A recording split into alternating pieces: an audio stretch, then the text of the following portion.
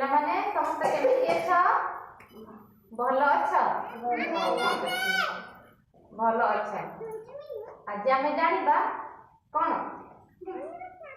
ଆମ ଦେହର ଯତ୍ନ ବିଷୟରେ ହେଲା। ଆଚ୍ଛା ପିଲାମାନେ ସକାଳେ ଉଠିକି କ'ଣ କ'ଣ ସବୁ କରୁଛ? ସକାଳେ ଉଠିକି କ'ଣ କରୁଛ? ସକାଳେ ଉଠିକି କ'ଣ କରୁଛ?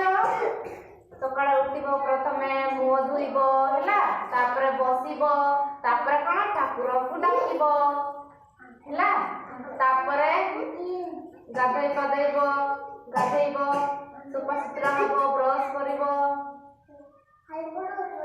ହଁ ସମସ୍ତେ ବ୍ରଶ କରିକି ଆସିଛ? ସମସ୍ତେ ସକାଳେ ଉଠିବ, ମୁହଁ ଧୋଇବ, ଠାକୁରଙ୍କୁ ପ୍ରାର୍ଥନା କରିବ, ତାପରେ ଟଏଲେଟ ଯିବ, ମୁହଁ ସବୁ ଗାଧୁଆ ପାଧୁଆ ସବୁ ସରିବ, ତାପରେ ପାଠ ପଢିବା ପାଇଁ ବସିବ। ସ୍କୁଲ ଟାଇମ୍ ହେଲେ ତମେ ସ୍କୁଲ ରେଡି ହେଇକି ଆସିବ ହେଲା।